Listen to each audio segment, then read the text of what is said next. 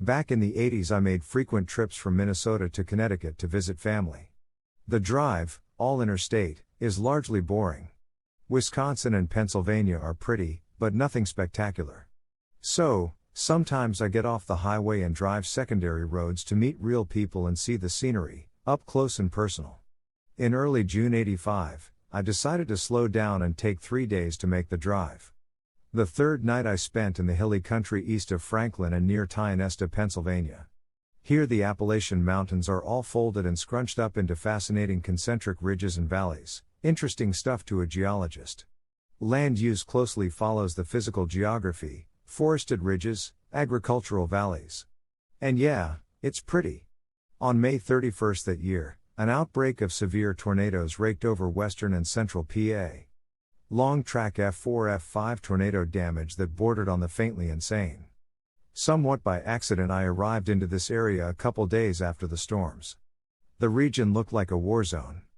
Houses and reinforced buildings swept clean from their foundations. Road asphalt scoured to dirt. Entire mountain sides looked as though a giant comb and hand mixer had braided together 100-foot-tall trees in the forests.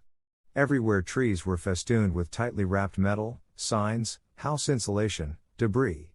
It was frightening. It was also fascinating enough that I elected to spend the night so I could study the region more the next day. Drove a half-mile into the forest on a dirt track.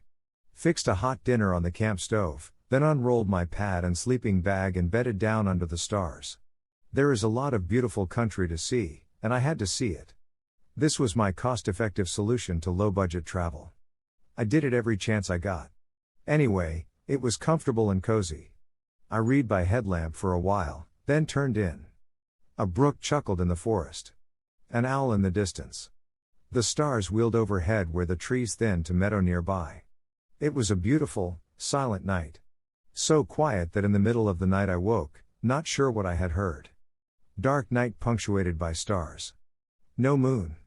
Inky black. Crack. A small stick snapped. Then another. More like a crackle. Slow movement. I don't spook easily.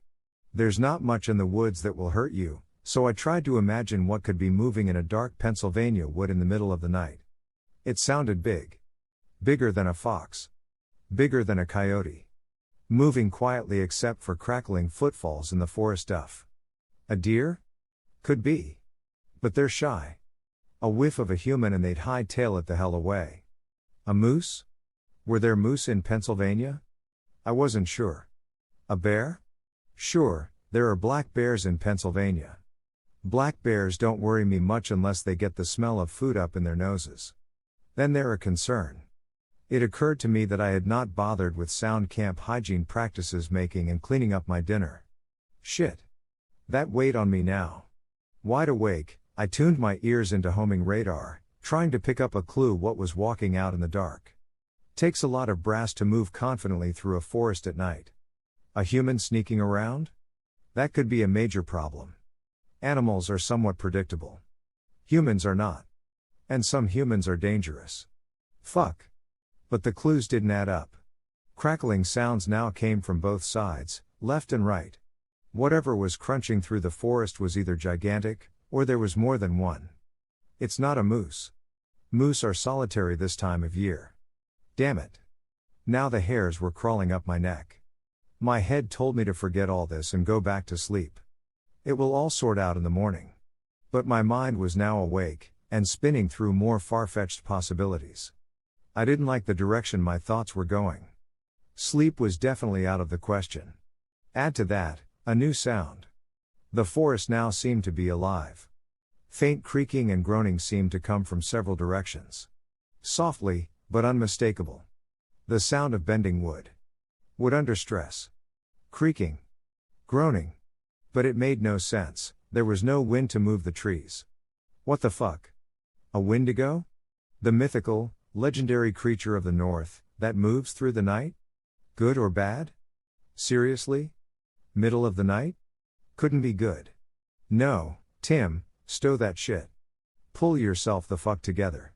But, dear Quarrens, in the middle of a dark night with thoroughly spooky sounds coming from all around and everywhere in a black forest, I assure you that it is seriously hard to pull yourself the fuck together. I considered switching on my headlamp. But did I really want to see what was out there? And if there were humans intent on causing trouble, it was better to not make myself a target. Better to maintain the element of surprise. Rabid zombies? Okay, Tim. Just shut the fuck up.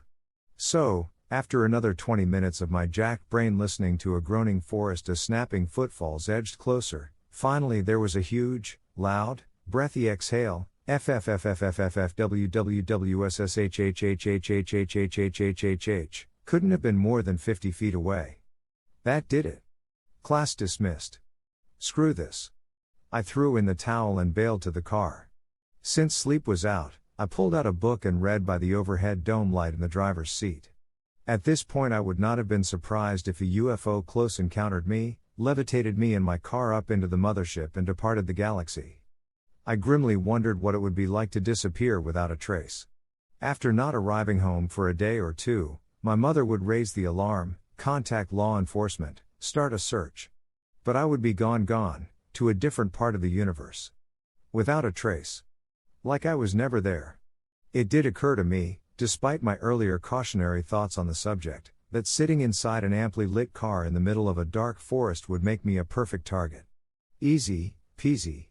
I hate to admit it, but immersed in the dark on a thoroughly freaky night, I was kind of a mental wreck. Some unknown time later, palely visible in the weak light cast by the feeble dome light, a huge, distorted, yellow-orange face swam into view from out beyond the dark windshield. I simply jumped. Period. I'm sure I screamed a choice word. Or three. A dent in the car roof from the impact with my head. I mashed on the headlights. Bovines. I was surrounded by a herd of black and white and brown motherfucking cows. A herd of sweet and gentle cows scared the ever-loving shit out of me. Didn't know whether to laugh or cry. I collapsed into the seat as the adrenaline siren wound down in my ears. So, that answered one question. But it didn't explain the groaning, creaking, noises in the forest. It took another hour for the cortisol to ebb enough from my brain that sleep was remotely possible. I woke as foggy, soft light chased off the dark. Morning, still and quiet, got underway. A dozen cows grazed nearby. Their huge udders swayed from side to side. Looked painful. I broke camp and headed back to the road. Within a few miles I ran into a fellow in a truck. Conversation ensued. He was looking for missing cows. Turns out I could guide him to some cows. I climbed into his truck and 10 minutes later he was reunited with his ladies. That earned me appreciation and an invitation back to his farm for breakfast. He and his wife roared over their plates, pounding the table red-faced, as I described my night. But that sound I heard? What about the creaking and groaning sounds in the forest? The farmer heard them too and wasn't sure.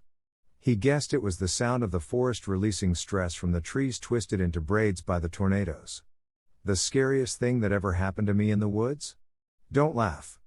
I damn near lost my mind because of a herd of wayward cows.